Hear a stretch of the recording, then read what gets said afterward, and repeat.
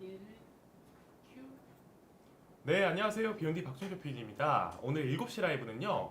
심장내과 의사의 삶, 심근경색의 치료에 대해 알아보는 시간입니다. 제 옆에는 분당서울대병원 순환기내과 강시옥 교수님 나와 계십니다. 안녕하세요. 안녕하세요. 소개받은 분당서울대병원 강시혁입니다. 네, 오늘 주제가 이제 심근경색에 대해 알아보는 시간이잖아요. 네. 간단히 주제에 대한 말씀 부탁드리겠습니다. 네, 오늘은 29세 이상 관람가고요. 네. 저는 오늘- 저 들으면 안 돼요. 그러셨어요? 29세거든요. 저 딱.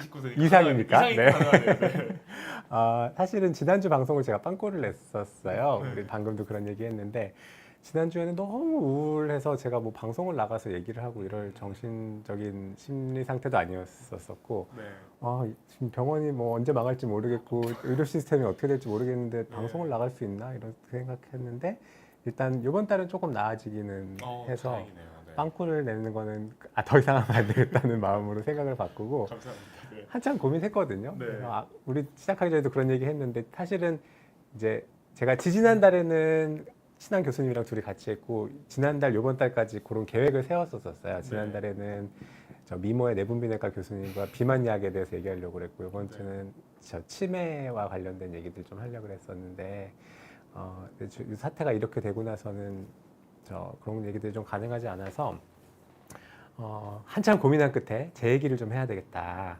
지금 제가 어떤 문제 때문에 이 사태 속에서 괴로워하고 있고 어떤 게 이제 걱정되는 바인지에 대해서 좀 말씀드려야 되겠다는 생각이 들어서 오늘은 아주 우울한 이야기가 될 것 같습니다. 네. 알겠습니다. 요즘 또 워낙 상황이 힘들고 대학병원들도 좀 적자가 심하다 이런 기사가 워낙 많잖아요.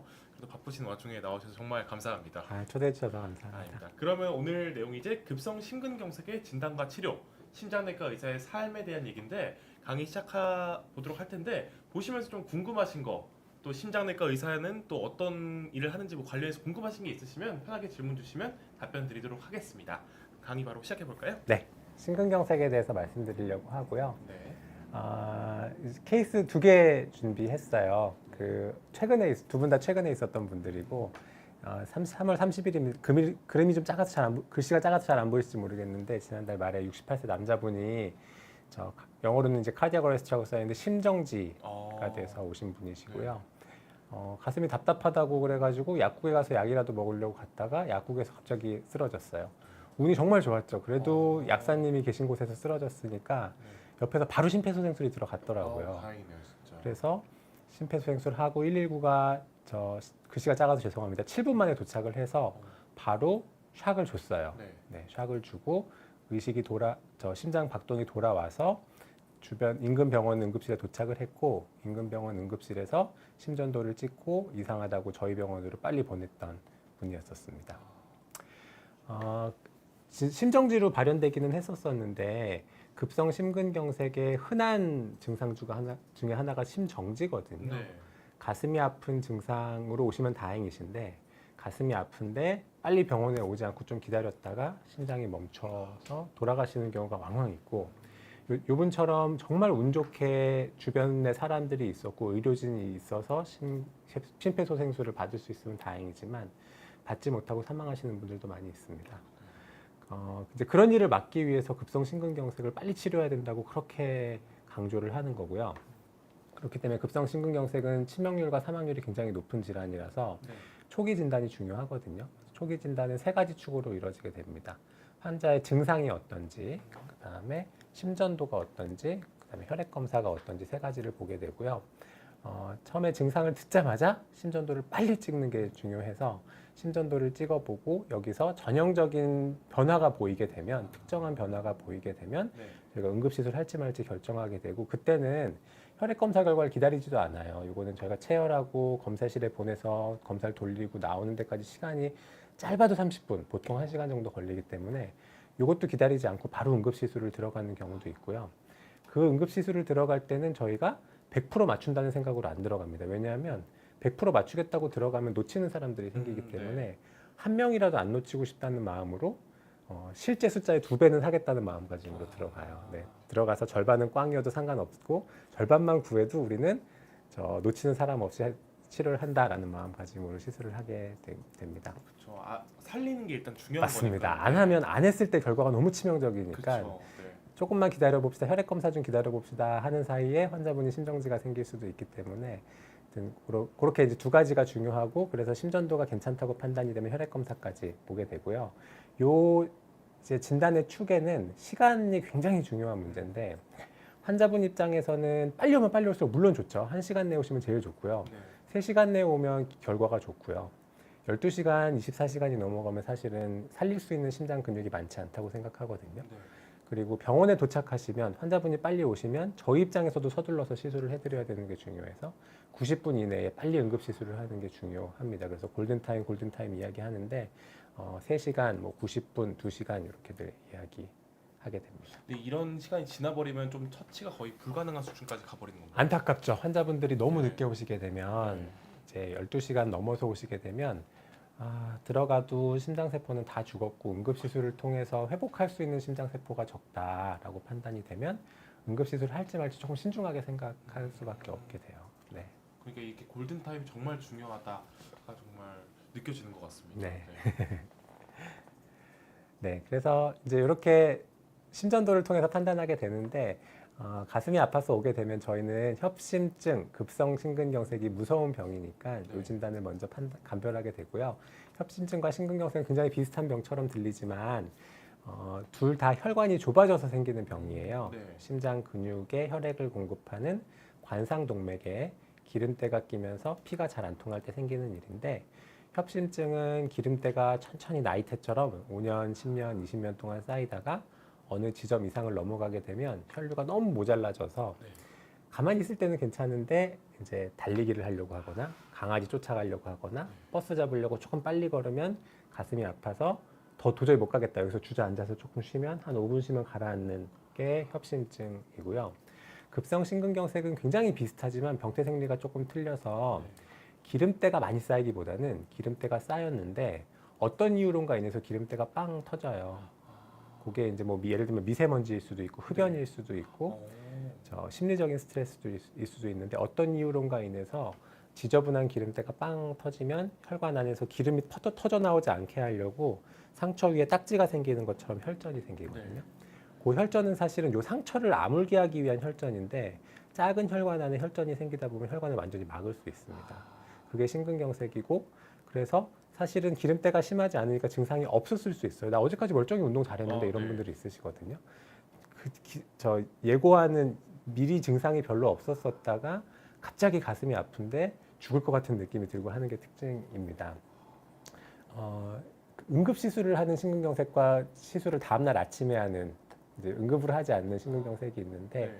응급으로 하는 심근경색은 혈관이 완전히 막혀서 특징적인 심전도 변화를 보이게 돼요. 네. 요거를 ST 분절 상승 급성 심근경색이라고 부르고, 저희가 이제 스테미라고 부르는 거고, 스테미가 뜨면 이제 부랴부랴 달려가서 응급시술을 하는 병입니다. 그 상태에서 시술을 하지 않으면 그냥 막혀서 흐르지 않아 버리는 그렇죠. 거예요? 그 세포는 그냥 아이고, 시시각각 죽는 거기 때문에 네. 1시간도 아니고 1분 1초가 아깝다. 1분이라도 단축해서 심장세포를 하나라도 더 살리기 위해서 응급시술을 이미지로 봐도 꽉 막혀 있는 게 좀 빨리 처리해야 될 것 같은 네. 느낌이 들어가지고. 네. 완전히 막히지 않은 ST 분절 상승 급성 심근경색은 이제 이런 특징적인 변화가 없는 경우에 해당하고요. 이런 경우는 꼭 응급시술을 하지 않아도 약물 치료로 안정시키고 너무 늦지만 않게, 네. 예를 들면 다음날 아침이나 주말인 경우에 다다음날 아침에만 시술해도 괜찮아서, 이런 경우는 일단 약물 치료를 먼저 시작하고 시술을 할지 말지는 조금 상황을 보면서 결정하게 됩니다. 그럼 궁금한 게, 여기 심전도를 보면 협심증하고 지금 여기 왼쪽에 있는 급성심근경색이 좀 비슷해 보이는데, 맞아요. 그럼 네. 구분하는 방법이 따로 있는 건가요? 그게 바로 혈액 검사입니다. 네. 혈액 검사를 통해서 급성심근경색은 심장세포가 죽어가고 있어서 네. 죽은 심장세포에서 떨어져 나온 단백질들이 측정되는 게 심근경색이고요. 협심증은 죽기까지 한 건 아니에요. 그러니까 네. 운동하면 심장 근육에 피가 잠깐 안 가서 아프니까 바로 쉬면 가라앉기 때문에 심장세포는 다 살아 있어요. 그래서 이때는 수치는 올라가지 않고 이 둘을 구별하는 건 혈액 수치가 되겠습니다. 그러면 협심증 아니면 이 왼쪽에 있는 급성심근경색일 경우에 이런 심전도를 보이고, 네. 거기서 이제 구분하기 위해서 혈액 검사를 한다. 맞습니다. 알겠습니다. 그래서 세 가지를 보게 됩니다. 그래서 이제 이분은 심전도를 찍었더니 이제 이런 게 특징이에요. 이게 네. 갑자기 이렇게 훅 ST 분절이라고 이게 부르는 건데 여기가 이렇게 훅 올라가는 모습을 보고 이분은 엄청나게 올라오신 거거든요. 네. 저희가 보면 되게 무서운 심전도라서 이 심전도를 보자마자 저희 병원으로 바로 전원이 됐고 저희 병원은 이렇게 합니다. 전원이 오시면 시간이 이게 작아서 잘 안 보이실 거예요. 27분에 오셨는데 네. 저희 병원에 도착하고 35분에 8분 만에. 8분 만에 응급실에 도착하면 수납해야 되죠. 네. 수납하고 간호사가 보고 의사한테 노티하고 의사가 심전도를 찍어서 이상하다 하고 저한테 연락하는데 8분밖에 안 걸린 거예요. 굉장히 잘한 거거든요. 네. 그러면 이제 문자를 먼저 날려요. 저한테 전화하기 전에 문자를 받으면 저는 문자 받자마자 이제 컴퓨터가 앞에 앉거나 제 핸드폰에서 심전도를 열어봅니다. 그리고 저는 전화를 받고 저 시술을 결정한 게 40분, 5분 만에 결정을 했어요. 그래서 우리 팀한테 다 알리는 겁니다. 이제 심근경색이니까 모이세요. 오늘 당직이 아닌 팀도 긴장하고 있으세요. 제가 또 부를지도 몰라요. 라고 저희 팀한테 다 연락을 돌립니다. 요주의 사건인 거네요. 그렇죠. 심근경색. 네, 우리 팀은 네. 다 긴장해야 되는 네. 이렇게 문자를 보내면 이 시간이 이렇게 됐어요. 심정지가 오후 12시 50분에 생겼고 응급실에 20분 만에 도착했고 그래서 빨리 전원을 해서 50분 만에 저희 병원에 왔어요. 도착하자마자 2분 만에 심전도 찍고 7분 만에 응급의학과 의사가 순하기내과 의사한테 연락을 취했고 저는 받자마자 4분 만에 응급시술을 결정을 했습니다. 그래서 병원에 오시고 결정될 때까지 13분 만에 결정이 됐습니다. 다행이네요. 이렇게 빨리 진행되네요. 네. 그러면 이제 저는 집에 있다가 부랴부랴 이제 차를 타고 나오게 되죠. 네. 병원에 있기도 하고 집에 있다 나오기도 합니다. 네. 그래서 이제 혈관이 이렇게 내려가야 되는 혈관이에요. 여기 보면 살짝 보이시죠? 네. 네. 완전히 막혀가지고 피가 내려가야 되는데 못 내려가고 있는 모습이고요. 네. 요 까만 이렇게 선이 보이는 거는 카테터를 뭐 사타구니를 통해서 하기도 하고 팔을 통해서 하기도 하는데 네. 이제 환자분의 오른쪽 팔을 통해서 여기. 관이 쭉 올라가서 심장까지 올라와서 심장 혈관을 찾아서 심장 혈관에서 철사줄을 넣어서 길을 찾는 과정입니다. 네. 길을 찾아서 철사줄이 길을 찾아야 그다음부터 시술이 가능하거든요. 미리 유도선을 깔아오는 그런 네, 건가요? 유도철선입니다. 유도철선, 그래서 네. 유도철선이 들어가는데 이제 처음에 저희가 찍고 4분 만에 들어갔어요. 이 시간이 또 저희한테 중요해서 그렇죠. 들어갈 때까지는 손에 땀을 쥐고 들어가게 되고 이 과정이 이제 제일 어려운데 길이 조금 보이면 보통의 협심증은 길은 보이는 곳이라서 길을 찾아놓고 시술을 하면 되는데 급성심근경색은 완전히 막힌 곳에 길을 찾아야 돼서 터널 뚫다가 잘못하면 산이 무너지기도 하거든요. 네. 그리고 그 안에 인부들이 사망하기도 하는데 길을 잘못 찾으면 혈관이 완전히 망가져 버리면 돌이킬 수 없는 일이 생겨서 길을 찾는 게 제일 어려운 과정이 막 혈관 벽을 찌른다거나 맞습니다. 그럴 수 네, 있는 네. 거죠? 혈관벽을 잘못하고 들어가거나 혈관 안쪽으로 들어가거나 이런 일들이 생기게 되면 더 복잡한 일이 생길 수도 있습니다. 그래서 들어가서 풍선 성형술, 풍선을 한번 넓히고 네. 찍었더니 완전히 깨끗해 보이지는 않지만 이제 길은 약간 보이기 시작하죠. 네. 스텐트를 여기서부터 여기까지 하나 넣었고 넣고 나서는 이제 혈관이 잘 개통된 모습입니다. 너무 신기한데 네. 확 이렇게 흐르는 게 딱 보이네요. 네, 요랬던 혈관이 여기서부터 피가 안 가니까 이만큼이 심근경색이 와서 심정지까지 왔던 거죠. 피가 네. 안 가니까. 그래서 시간을 보시면 심정지가 발생하고 저희 병원 응급실에 온 데까지 1시간 반 정도, 2시간씩 안 걸렸고요. 결정하는데 13분 걸렸고 저희가 시술을 시작하는 데까지 40분 걸렸습니다. 시술을 결정해서 시작하는 데까지 이제 20 몇 분이 걸려야 되니까 이제 병원에서 가까이 사셔야 돼요. 응급시술 하시는 분들은 멀리 살면 안 돼. 30분 적어도 30분 내에 올 수 있는 거리에 살아야 되고 차가 막히는 시간에 집에 잘 못 갑니다. 네. 그다음에 유도철선을 삽입해서 이제 시술이 잘 되겠다라고 판단되는 시점까지가 중요한 시간인데 그게 43분. 그래서 다행히 이분은 이제 잘 됐어요. 사실은 저희랑 네트워크가 있는 병원이라서 미리 연락을 주고 오신 거거든요. 심정지 환자가 심전도가 이상합니다라고 연락을 줘서 저희가 준비하고 있다가 대처를 하니까 굉장히 빨리 됐는데 이제 유럽도 그렇고 뭐 미국도 그렇고 저희도 비슷합니다. 이제 유럽학회 가이드라인에 예를 들면 초기 60분이 골든 타임이니까 초기 60분이 제일 중요하다라고 강조하고 있고 환자분이 오시면 진단하는 시간까지 10분 내에 하는 게 좋겠다. 그다음에 유도철선이 들어가는데 걸리는 시간은 90분 내로 하도록 최선을 다하자. 그래서 잘 안 되더라도 이런 시간을 놓치더라도 120분 내에는 환자 혈관을 개통해 줘야 예후가 좋다라고 되어 있어서 이 시간을 맞추려고 이제 1분 1초를 다투게 됩니다. 심정지 발생 이후 저렇게 시간인 거죠? 네, 병원에 도착하신 이후에 환자분이 그 전에 얼마나 늦게 오시건 간에 저희가 할 수 있는 최선은 병원에서부터 빨리 하는 그쵸, 거긴 그렇죠. 하거든요.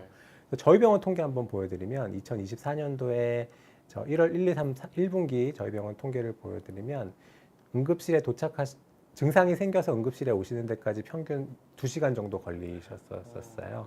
네. 저희 지역은 그래도 거리가 좀 가깝고 요런 이제 의료 인프라가 또 잘 돼 있고 이제 지역민들도 이런 증상에 대한 인지도가 높아서 빨리 오시는 편이에요. 네. 2시간이면.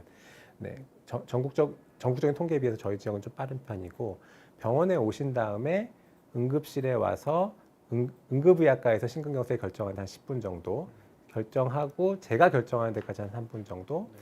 그래서 저희가 팀이 모이고 환자분이 응급실에서 출발하는데 20분, 환자분이 시술실에 도착하는 데까지 25분 정도 걸리고 시술을 시작하고는 또 20분 만에 혈관이 개통됩니다. 이 시간이 합치면 저희는 평균 63분, 네.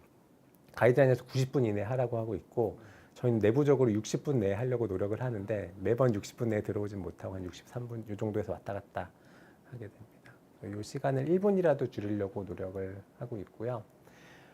그래서 이분은 이제 운 좋게 빨리 시술이 돼서 잘 퇴원했는데 어제 외래를 오셨는데 2주째 외래를 오셨는데 사실은 환자분이 입원해 계신 동안 저 선망이 너무 심해가지고 집으로 못 가고 요양병원으로 가셨었거든요. 네. 근데 거기서 환자분이 왼팔이 그 외래를 왔는데 저 걸어서 못 오시고 침대째로 오셨더라고요. 그래서 왜 그러세요? 그랬더니 왼팔이 불편해가지고 못 걷는다고 말씀을 하셔서 문진을 했더니 왼팔 왼다리가 다 떨어져 있는 거예요. 그래서 이상하다 하고 응급실에 보내서 찍어봤더니 요 하얀 것들이 다 혈전이 날아가서 생긴 것들입니다. 네. 아마 심정지가 생긴 동안 뭐 시술을 하는 사이에 언제 그랬는지 모르지만 아마 혈전들이 날아가면서 뇌에 가서 박힌 것 같고요. 여러 군데 이렇게 혈전들이 날아가서 뇌경색이 생기셨던 케이스, 안타까운 케이스예요. 생존은 환자분의 목숨은 건졌지만 네. 안타깝게 이제 이런 후유증이 남았던. 그렇게 좀 빨리 조처를 했더라도 이런 부작용이 조금 합병증이 생길 수도 있다는 있습니다. 거네요. 네, 아이고, 네. 그래서 이 빙산의 일각이라고 표현하는데 병원 밖 심정지가 1년에 국내에서 매년 2만 건 정도 발생합니다. 그래서 요거는 이제 10년 전 얘기이기는 한데 2006년에서 2010년까지 9만 7천 건의 병원 밖 심정지를 분석을 해보면 병원 밖에서 심폐소생술을 받고 소생하시는 분은 6분의 1이에요. 6분 중에 5분은 소생되지 못하고 돌아가시게 됩니다. 네. 그분들 중에서 병원에 성공적으로 입원하시는 분들은 10%가 채 안 되고 9.4%고요. 10분 중에 9분은 응급실 문도 밟아보지 못하고 돌아가시는 거고요. 10분 중에 한 분이 병원에 오셔서 이분들 중에 생존해서 태어나시는 분은 또 3분의 1입니다.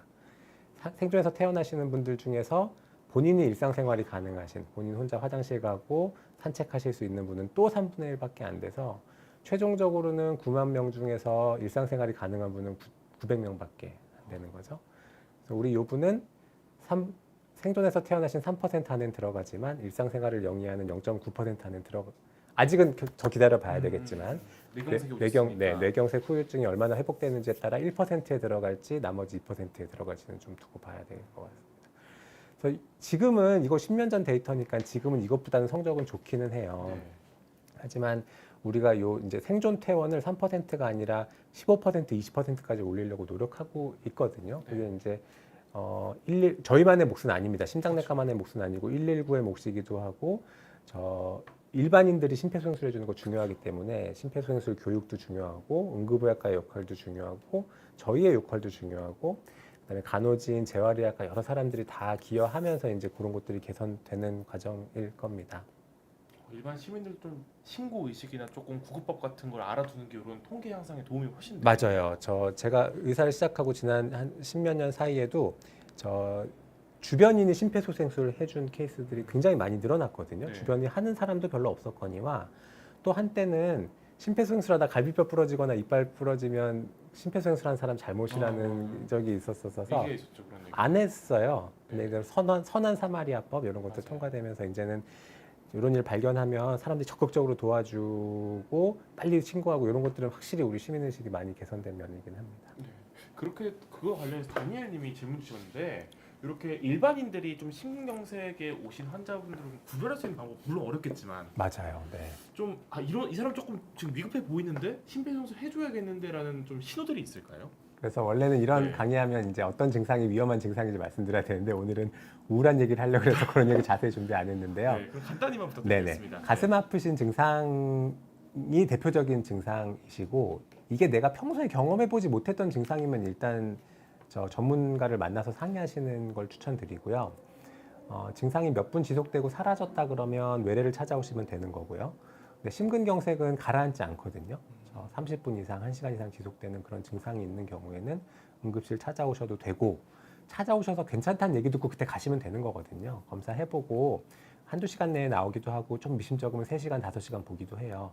그런 판단하고 가시고 이제 그 다음에 다시 외래 오셔서 확인 받으시고 요 증상은 별거 아니었으니 앞으로 요 증상은 그냥 넘어가셔도 됩니다. 말씀드리면 넘어가시고요. 근데 내가 경험해보지 못했던 증상, 그다음에 이거 뭔가 좀 무섭다, 내가 죽을 것 같은 느낌이 든다. 그러실 때는 본인이 판단하기 어렵습니다. 저 심전도 요즘에 웨어러블 많이 있고 네. 심전도 이렇게 스마트폰으로 찍는 것들도 있지만 그걸로 본인이 판단하는 게 100% 가능하지 않으시거든요. 또 혈액 검사 같은 경우는 병원에서만 가능하니까 네, 병원을 일단 찾아오시는 게 안전하다고 좀 말씀드릴게요. 느껴보지 못한 엄청난 심한 흉통이나 답답함 네. 그런 게 조금 사인이 될 수 있겠네요. 맞습니다. 일반 입장에서. 네. 네, 알겠습니다. 그럼 다니엘님은 이거 기억하셔서 혹시라도 좀 보통 연세가 많으신 분들이 많이 생기시는 네, 그것도 뒤에 말씀드릴게요. 아, 네, 한국인 평균 발생 연령은 68세기는 한데요. 네. 네, 더 젊은 사람한테 생길 수 있습니다. 30대, 40대도 생기는 분이 있고 물론 많지는 않아요. 네. 연세가 들수록 더 발생할 위험이 올라가는 건 사실입니다. 뒤에 또 통계에서 한 번 더 말씀드리겠습니다. 알겠습니다. 요거는 다른 분, 두 번째 분 케이스고 실은 네. 제가 어제 당직이었어요. 그러면 어디 케이스인가요? 네, 이제 오. 엊그제 어제 있었던 일이고 원래 오늘 당직인데 이제 네. 방송 때문에 당직을 바꿨었거든요. 당직을 바꿨더니 또 그런 사단이 났는데 네. 이분은 이제 엊그제죠? 오늘이 18일이니까 엊그제 낮 시간에 오셨어요. 다행히 급성 심근경색으로 오셔서 요게 혈관이 이렇게 C자로 쭉 내려가야 되는데 아이고. 여기서 탁 막혀서 이제 안 내려가는 모습이고요. 네. 혈전을 쭉 뽑아내고 해가지고 이제 피가 이렇게 통해요. C자 모양으로 쭉 혈관이 보이시죠? 네. 근데 여기도 여기 약간 피가 뿌연하게 잘 안 통하는 게 보이실 거예요. 네. 이분은 지금도 잘 모르겠는데 혈소판 수치가 너무 낮아서 이제 당시에 스텐트를 넣지 못했어요. 스텐트를 넣고 나면 항혈소판제, 피가 안 굳는 약을 사용해야 스텐트가 자리 잡는 수 네. 있는데 그런 약제를 쓰기가 너무 망설여져서 스텐트를 일단 안 넣고 저 혈전을 뽑아내고 풍선으로 넓히고 한 것만으로 이 정도 해놓고 통증도 사라지고 환자분 상태도 안정돼서 이 상태로 이제 시술을 하고 나갔었는데 어제 밤에 갑자기 심근경색이 생겨서 이게 이제 쿵쾅쿵쾅 하는 게 심폐소생술 하는 모습입니다. 기계로 심폐소생술 하면서 조영술을 시행을 했고 네. 그 약간 힙부연했던 부분이 약간 힙부연하지만 길이 통했었었는데 지금 안 통하고 있는 모습이거든요. 네. 여기가 완전히 다시 막히면서 요만큼 피가 이제 어제는 여기서 막혀가지고 이만큼 피가 안 가도 심정지까지는 않았는데 불과 이제 하루 만에 또 심근경색이 생기니까 다시 또 심정지가 발생하신 거거든요. 그래서 뭐 풍선으로 또 넓히고 이번엔 스텐트도 넣고 했지만 결국은 최선을 다해도 소생이 안 돼서 네. 밤늦게 사망 선언을 했던 굉장히 안타까운 분이셨었어요. 이렇게 조금 짧은 시간 내에서도 이런 게 다시 재발하곤 하나 봐요.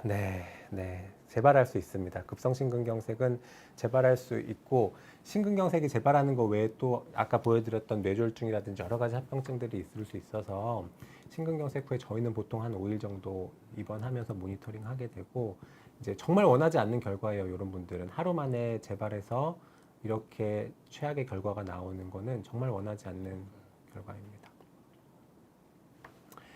통계 말씀드리겠다고 했는데 이제 우리나라 통계는 10만 명당 40명에서 50명 정도 심근경색이 발생하는 걸로 알려져 있고요. 평균 연령은 65세고 심근경색은 압도적으로 그래도 남자분들이 더 많기는 해요. 여성분들은 협심증은 연령이 이제 70대가 되면 여성분들이 협심증은 오히려 남자보다 더 많아지기도 하거든요. 네. 그런데 심근경색은 그래도 남성분들이 더 많기는 합니다. 뭐 여러 설명들을 하는데 다 뭐 흡연율이라든지 뭐 호르몬이라든지 이런 설명들이 있는데 정확히 모르지만 남성분들이 더 많고요.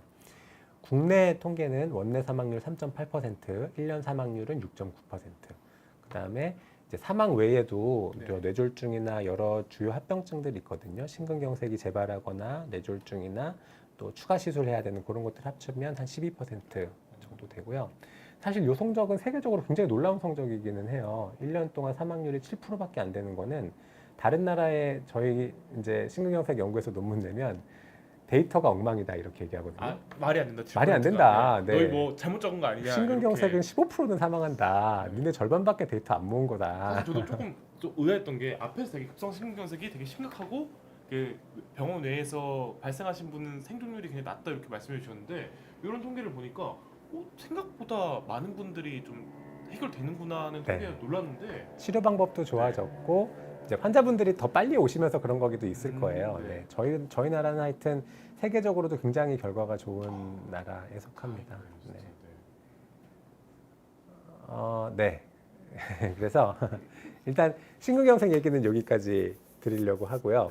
네. 이제 앞에서도 서두에도 말씀드렸지만 심근경색 이야기를 먼저 드리려고 했던 거는 이제 이런 최근에 의료 공백 상황에서 이제 저희 과의 사명 같은 거잖아요. 환자분들 가슴 아파서 오고 가슴 아파서 오신 분들을 제때 치료하지 않으면 돌아가시니까 저희가 어떻게든지 살려보려고 병원을 지탱하고 있는 중인데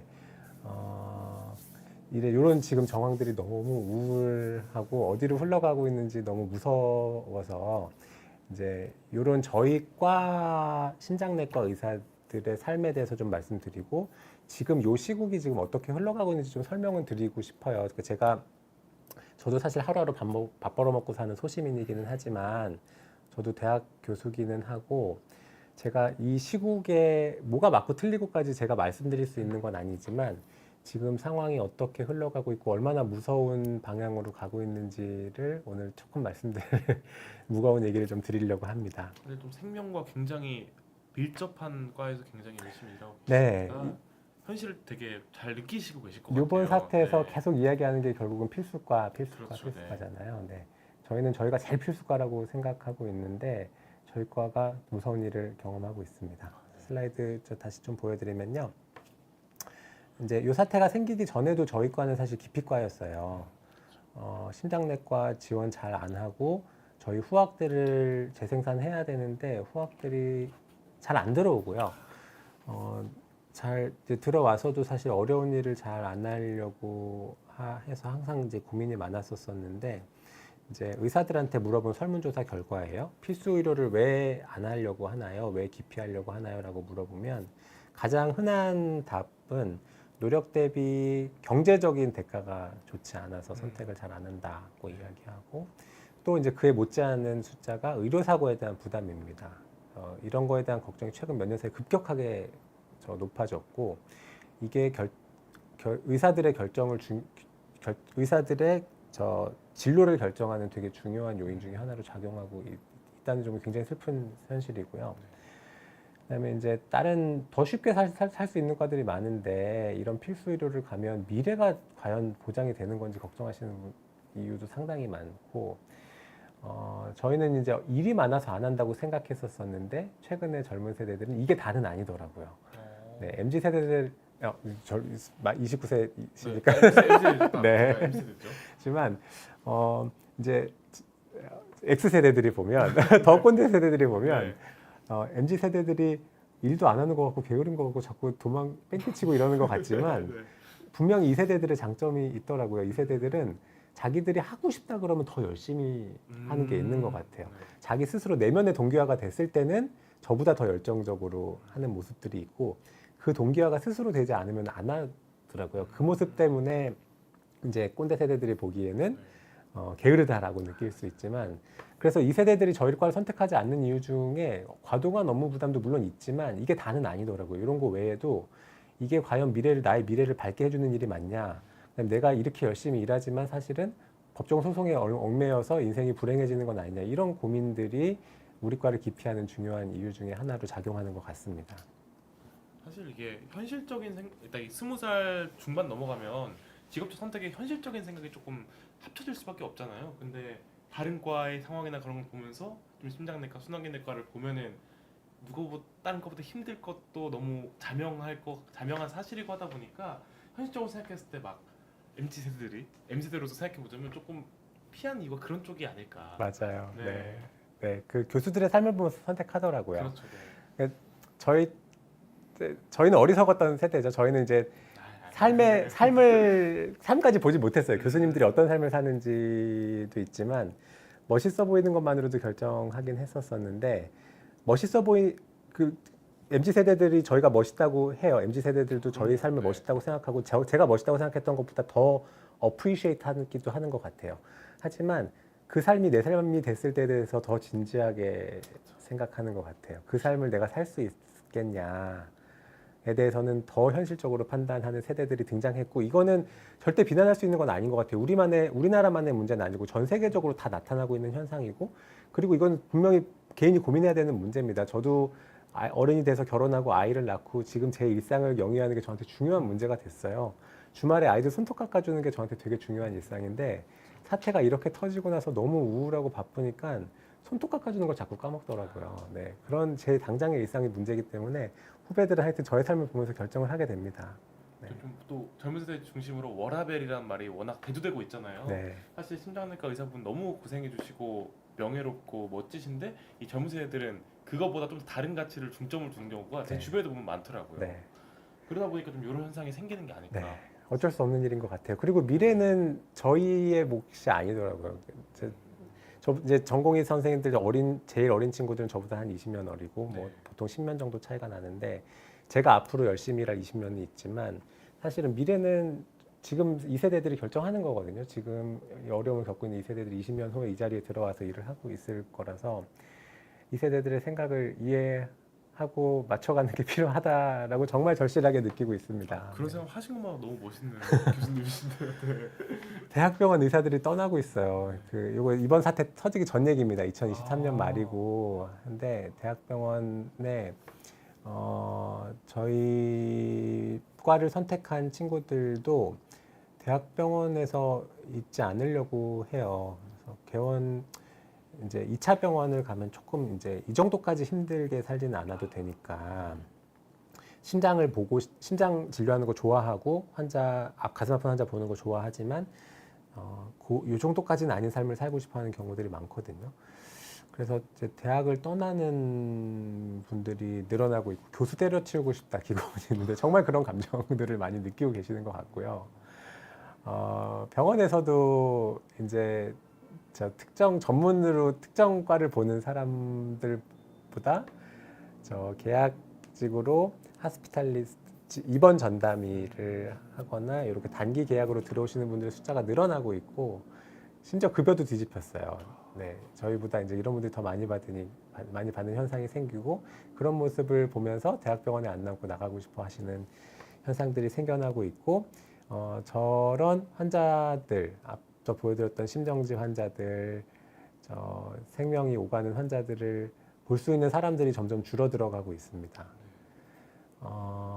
이제 앞선 슬라이드에서 그 소송 말씀드렸었는데, 이대목동 신생아실 사건 등을 포함해서 몇몇 상징적인 사건들이 최근 몇 년 사이에 좀 있었어요.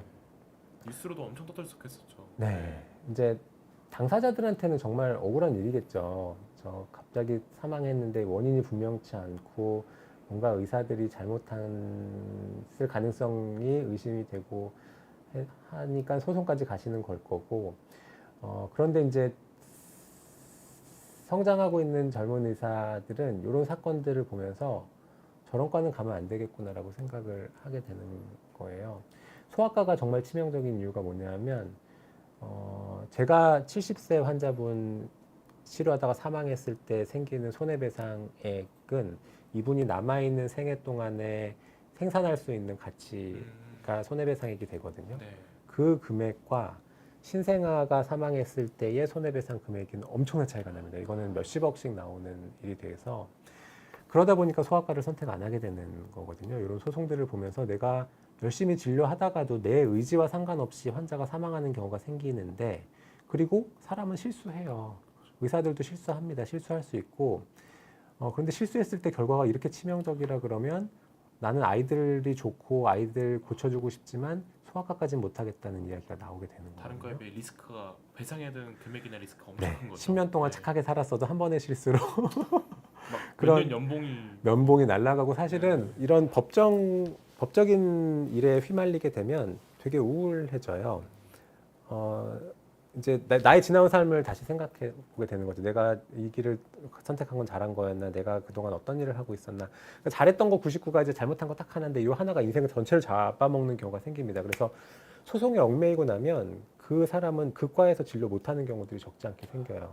환자를 바이탈과에 있던 분들이 소송 한번 얽히고 나면 바이탈과를 떠나서 다른 일을 하시는 경우들이 생깁니다. 마지막 PTSD가 온 것처럼 네, 무서워져. 그 환자 다시 못 트라우마가 보는 생긴 거죠. 거죠. 네. 그 환자가 응급실에 왔을 때 내가 자신 있게 덤벼들고 치료하지 못하는 거죠. 그리고 소송까지 가지 않더라도 최근에 이제 의료분쟁 조정위원회가 있어서 조정을 해주고 있는데 이런 건수도 그렇고 신청 금액도 많이 늘어났고요. 이제 사실은 조정이 되다 보니까 소송까지 안 가고 조정되는 경우는 부지기 기수입니다. 저는 1년에 한 명 이상씩 항상 들어오게 되고 잘 이야기해서 병원에서 가기 전에 합의하는 경우도 있지만 가서 몇 년 동안 질질질 끌다가 저 결국은 몇백만 원 배상하고 끝내는 경우가 많거든요. 이제 몇백만 원 배상하게 되는 경우는 제가 잘못한 게 거의 없는 경우예요. 그래도 이제 우리 사회 온정주의가 있어서 이제 환자분들이 사망하게 되면 병원 최소한의 책임으로 네, 그 환자 감정적인 위로를 위해서라도 이 정도는 배상해라 이런 결론들이 많이 나더라고요. 근데 이제 이런 거를 전공의 선생님들 같이 얽매여 들어가거든요. 저만 걸려 들어가지 않고 응급실에서 처음 진료를 했던 응급의학과 전공의, 응급의학과 교수, 그다음에 저랑 같이 진료했던 전공의 선생님들하고 같이 얽혀 들어가요. 그러면 이제 물론 제가 책임을 지고 답을 하긴 하지만 그 일을 한 번 본 전공의 선생님들은 이과 할 거 아니구나. 본인의 미래라고 생각할 수도 네, 있으니까. 이렇게 네. 열심히 진료했고 밤에 잠 안 자고 했는데 이 사람들은 결국 가족들은 사망했다는 이유로 나를 죄인으로 취급하고 나한테서 이렇게 하려고 하는구나라는 걸 보게 되면 잘 못하게 돼요. 이런 것들이 MZ세대들한테는 정말 중요한 요소인 것 같아요. 이 일을 해서 내가 보람이 있으면 하지만 보람이 있더라도 이렇게 우울한 과정을 밟아야 되는 걸 보게 되면 선택하지 않는 중요한 요인으로 작용하는 것 같습니다.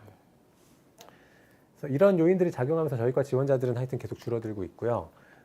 요 파란색은 지원자들 숫자예요. 지원자들이 2002년부터 조금씩 한 10년 동안 늘었어요. 네, 늘었다가 최근 몇 년 사이에 줄어들고 있는 중이고요. 있고 빨간색은 이제 은퇴하시는 분들이에요. 65세가 돼가지고 은퇴하시는 분들이 이제 저희 40년 동안, 30년 동안 일하시고 은퇴하시는 분들이 이제 조금씩 나오기 시작해서 네. 이제 계속 은퇴를 하게 될 겁니다. 근데 여러 가지 이제 가정이 들어간 계산이긴 합니다만 이렇게 숫자가 늘지 않고 저 은퇴하시는 분들이 늘어나게 되면 심장내과 의사들은 조금씩 늘어서 2030 몇 년도에 1,300명으로 피크를 찍고 점점 감소하게 될 가능성이 있다고 계산을 했고요. 이제 요건 논문입니다. 저 역학하시는 분께서 추정해서 계산하신 결과고 그 추산한 결과에 따르면 지금은 필요한 양이 2023년도에 1,200명인데 지금은 1,178명이니까 그래도 거의 근사한데 요 차이가 점점 늘어나요. 왜냐하면 저희는 고령의 환자를 보는 과이고 사회는 고령화되고 있고 심장 환자는 계속 늘어나고 있고 기술은 발전하고 시술은 늘어나고 치료할 환자들은 늘어날 거라서 요구량은 계속 늘어날 거거든요.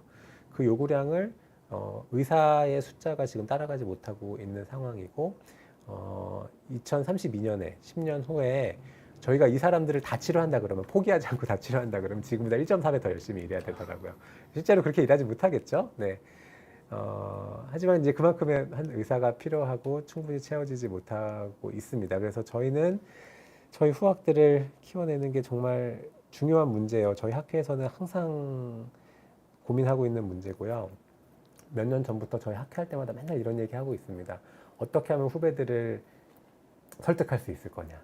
그런 얘기 하다 보면 그냥 좋은 말로 현혹하는 것만으로 충분하지 않더라고요. 시스템을 우리가 바꿔내야 되고 이들에게 지금 저희가 경험하고 있는 삶보다 더 좋은 미래를 약속할 수 있어야지만 후배들이 선택할 수 있다는 생각이 들어서 정재훈 교수님, 가천의대 예방외과 네. 정재훈 교수님이 유명하신 백분 분이시죠? 토론 나오셨죠. 네, 유명하신 분이시죠. 전신으로도 몇번 나오셨고 맞아요. 이런 네. 말씀 해주시는데 지방 심장내과 그래도 서울은 어떻게 버티고 있는데 지방이 정말 없어요. 네. 지방 인력 부족 사태는 게임 이론에 따라서 개인이 최선의 선택을 하고 있는 거라는 거예요.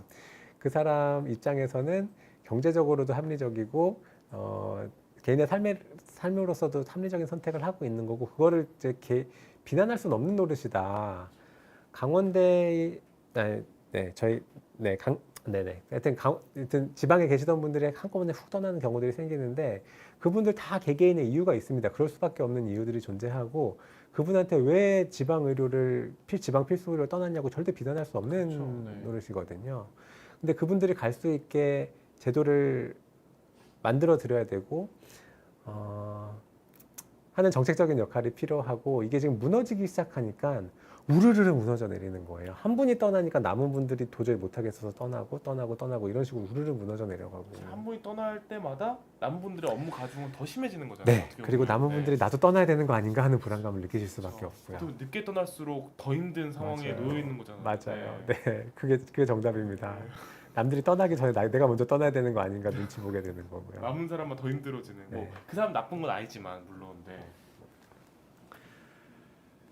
그래서 네 신장내과 전문의 늘리기 위한 방안들 저희 또 학회에서 한번 얘기했던 얘기들인데 내과 전공의가 지원자들이 하도 없어서 몇 년 전에 4년제에서 3년제로 바꿨거든요. 아, 네. 3년제로 바꿨더니 전공의가 조금 늘었어요. 지원자들이 늘어서 미달하는 병원이 조금 이제 숫자를 지금 채우고 했는데 그래서 내과 전문의는 늘었지만 그 중에 순환기 분과 전임의 지원은 늘지 않아서 저희의 고민이고요. 내과를 선택하는 숫자는 늘었지만 내과를 들어와서도 대표적으로 이제 워라밸이라는 표현 써주셨지만 워라밸이 좋지 않고 보상에 비해 사회적인 책임은 점점 늘어나고 있고 이런 소송이라든지 이런 법적인 책임이 늘어나고 있는 거에 대한 반향인 것 같다. 또 이제 경제적으로 저희가 이제 저렇게 응급대기 갔다 오면 네. 저 교통비로 5만 원을 받거든요. 교통비를 받고 나갔다 오면 5만 원 교통비 받는데 그냥 대기하고 있는 시간 있어요. 네. 병원에서 보통 9시까지는 저는 병원에 있습니다. 저 30분 내에 나올 차가 막히니까 9시가 지나면 차가 안 막혀서 9시까지 병원에 있다가 집에 와서도 전화기 이제 머리맡에 놓고 있다가 문자 오면 깜짝 놀라서 이제 보고 이런 시간들은 저 수당으로 포함이 되지 않아요. 그리고 이제 이런 생활을 하다 보면 지치거든요. 사람이 번아웃이 오고 이러다 보니까 이제 이런 것 뭐 어제 저녁에 뭐 외식을 갈 수도 없고. 그죠? 외식 못 가죠. 네. 술만 못 마시는 게 네. 아니라 이제 요 병원 집 요 사이 어딘가 이제 기다리고 있다가 전화 받아 빨리 뛰어가야 되니까. 군인 위수 지역 못 나가는 것처럼 맞아요. 그런 느낌으로. 네네네. 제 마음속에 미수 지역은 저희 집까지입니다. 네. 이런 걸 저희가 고민하고 있고요. 이러던 중에 이제 이번 사태가 터졌어요. 사실 작년 저희 이제 돌이켜 보면 작년 말에 저희 이런 논의 정말 많이 했던 것 같거든요. 정부에서도 저희 학회하면 공무원분들이 오셔가지고 같이 얘기 많이 했었어요. 어떻게 해야 저 심장내과 같은 필수 의료를 지원하는 사람이 늘어나고 계속 지속 가능한 미래를 유지할 수 있을 거냐 고민들을 했는데 이제 정부에서도 이런 문제를 해결하기 위해서 이런 고민을 했을 거라고 생각하는데 이런 사태가 터지고 지금 끝없는 갈등에 접어들었고 지난주에 한 설문조사에 따르면 전공의 선생님들한테 사태가 해결되면 돌아갈 의사가 있냐 3분의 1이 돌아가겠다고 얘기를 했고요. 정말 분위기 정말 흉흉한데 사태가 어떻게 해결될지 모르는 상황인데 사태가 전공의 선생님들이 100% 원하는 대로 만약 해결이 됐다고 하더라도 다 안 들어올 것 같거든요. 30%까지는 아니어도 절반이 채 안 들어오지 않을까. 전공의 선생님들이 지금 이야기하는 요구 사항이 다 받아들여진다고 해도 절반은 진짜 포기할 것 같아요. 이분들이 마음의 상처를 너무 많이 받았나 봐요. 이제 필수과 사실 전공의를 선택한 친구들은 그래도 어려운 환자 보고 싶은 그쵸. 마음이 있어서 전공의 선택한 거거든요. 돈을 벌고 싶었던 분들은 뭐 일반의로 그냥 더 일찍 나갈 반대가 기회가 되니까요. 있었습니다. 네. 있었지만 전공의를 선택한 친구들이 이번 사태를 겪으면서 사람들이 의사들을 너무 미워한다라고 생각하게 됐고 워낙 여론이. 이 아파트 카카오톡 문자 보면서 상처받는 친구들도 있고 어떤 내용이? 이제 아파트 카톡에 의사 욕하는 얘기 보면서 상처받고 그러더라고요. 아, 네. 그래서 내가 그동안 열심히 환자 봤는데 당직 쓰면서 환자 봤는데 환자들이 나 이렇게 생각하나? 라는 생각이 들면서 병원에 무서워서 못 가겠다 이런 친구들도 있더라고요.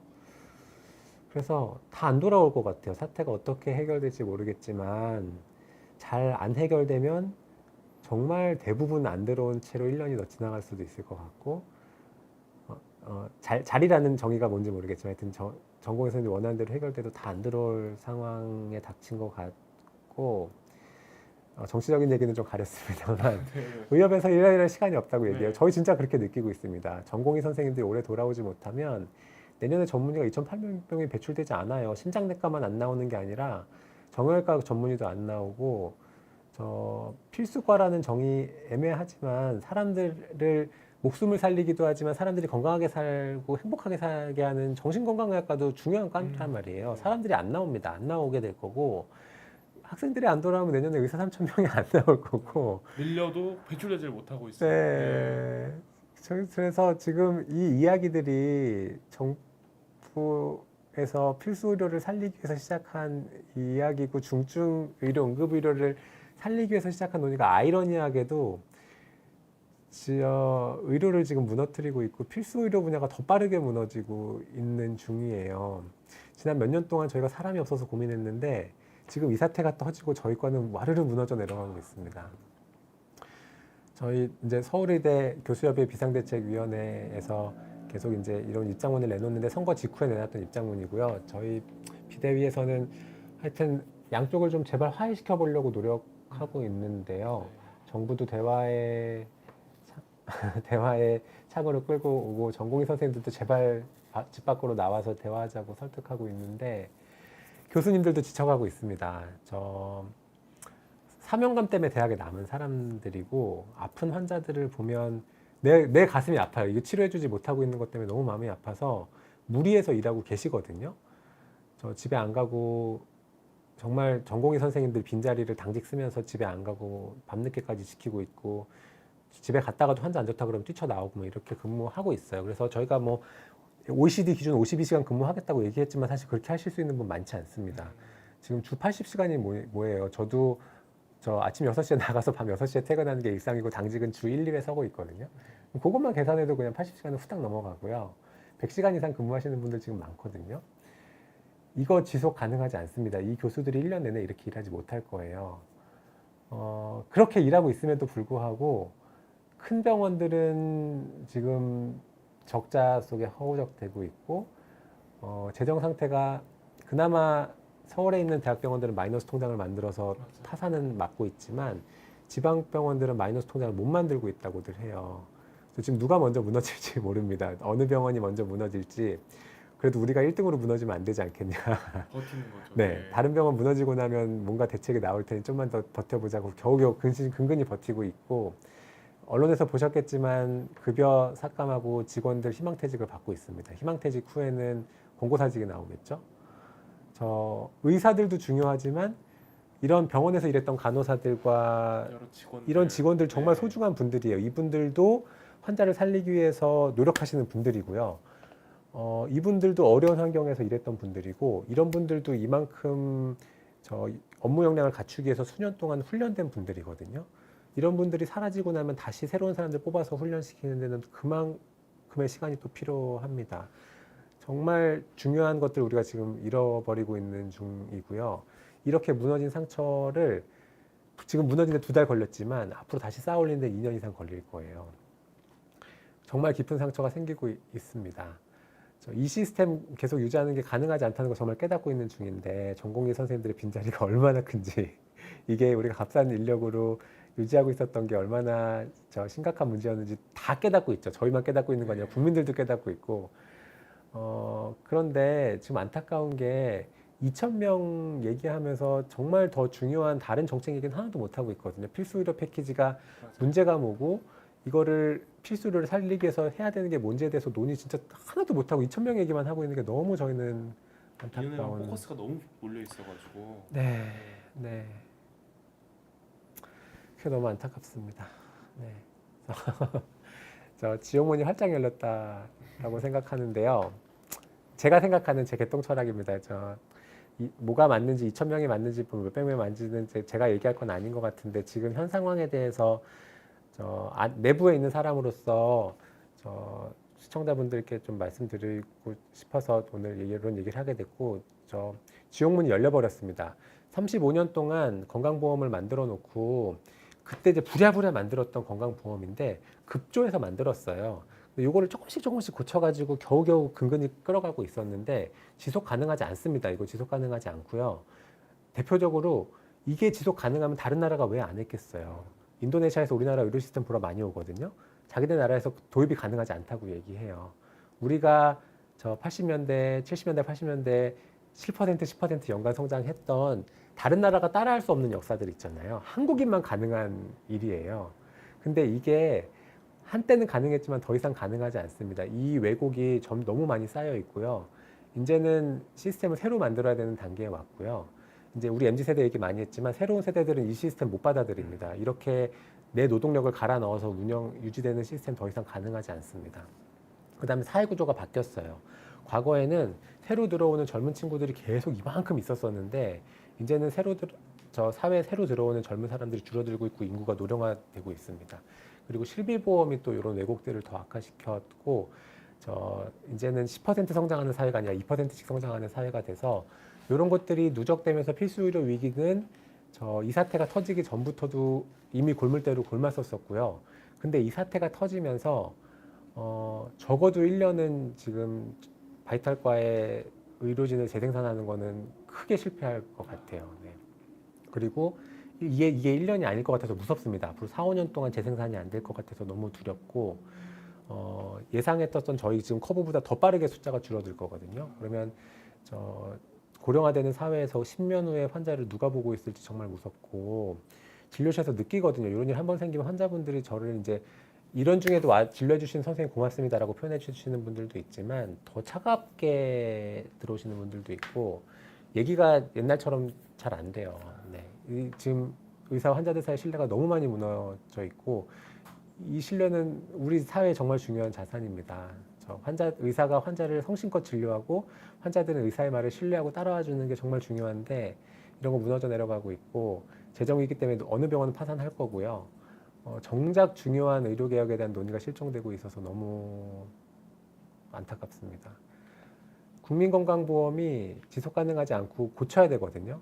근데 우리가 준비를 많이 해놓고 고쳐도 사실은 되게 어려운 일이 됐을 거예요. 그렇죠. 근데 지금 준비가 안 된 상태에서 갑자기 무너져 내리고 있거든요. 몇 개 병원이 파산하고 나면 건강보험 시스템이 현재와 같이 유지되지 않을 거고 어느 순간 뒤돌아보면 우리가 저런 시스템을 언제 가지고 있었지? 저게 저 때는 왜 가능했지? 의아할 때가 조만간 올 겁니다. 머지않아 오게 될 거고요. 미국식 의료제도가 될 거냐 유럽식 의료제도가 될 거냐. 저는 유럽에 살아보진 않았고 미국에서는 살아봤어요. 미국에서는 1년 반 동안 제가 월급 받으면서 살아봤고 미국 의료 시스템 경험해 봤는데 미국 의료 시스템도 그렇게 나쁘지는 않거든요. 기다려야 되고 돈을 많이 내야 되지만 또 효과도 좋기는 해요. 네. 근데 우리나라 의료 시스템 그동안 저비용으로 고효율을 유지했어요. 미국만큼 효과가 좋진 않아도 미국보다 효율은 약간 떨어져도 저비용으로 접근도 좋은 의료 시스템을 유지하고 있었고 우리는 국민들도 그랬고 의사들도 그렇고 비교적 이 시스템에 만족하고 있었었는데 미국 시스템으로 가게 되면 정말 엄청난 비용이 들 거고 네, 어느 순간 돌아보면 과거가 언제 저랬냐는 생각이 들 겁니다. 네, 그래서 지옥문이 열렸다. 활짝 열렸습니다, 지금. 네. 더 이상 의사들도 예전의 시스템에 적응한 대로 살지 않을 거고요. 이 시스템도 이렇게 유지될 수는 없을 것 같습니다. 저희가 이렇게 얘기를 하다 보니까 벌써 시간이 이제 54분을 돼가지고 네. 슬슬 마무리를 좀 해봐야 될 것 네. 같습니다. 네. 오늘 이렇게 좀 앞에는 좀 심근경색, 급성 심근경색이 좀 다뤄주셨고 후반에는 조금 순환기내과 의사 교수로서 현재 조금 의료 체계 문제들 어떻게 흘러가고 있나 자세히 살펴봤는데 저도 정말로 일반 시민들이 조금 의사한테 가지는 그런 시선들이 굉장히 곱지 못했잖아요. 그런 것들을 사실 좀 들여다 보면은 의사분들은 굉장히 노력하고 열심히 하고 계신데 이런 오해들이 조금 저도 풀렸으면 좀 안타까움이 진짜 있습니다. 네, 저희도 잘못했죠. 이 시스템을 그냥 네. 묵인하고 저희도 살아왔었었고 국민 여러분들 불만이 이렇게 있는데도 저희도 살아온 게 차대해서 참 죄송하게 생각하고 국민들이 있으니까 저희가 존재하는 거거든요. 하여튼 이게 우리 의사들도 국민들 없이 살 수 없습니다. 네, 우리 다 같이 바꿔가야 될 미래입니다. 사실 안 좋아지면 서로에게 손해인 거니까요. 맞습니다. 대화를 통해서 조금 서로에게 이익이 되는 국가적 발전에 이익이 되는 좀 의료 체계로 나아가고 빨리 요 좀 혼란한 시기가 빨리 끝났으면 좋겠습니다. 네, 오늘 이게 시간이 많이 없어서 질문을 좀 다 못 받아드리면 죄송하고 오늘 좀 좋은 말씀해주신 분당 서울대병원 순환기내과 강시혁 교수님 정말 네. 감사드립니다. 오늘 질문 다 못 드려서 죄송합니다. 시청해주셔서 감사합니다. 감사합니다. 저희는 8시 방송으로 다시 돌아오도록 하겠습니다.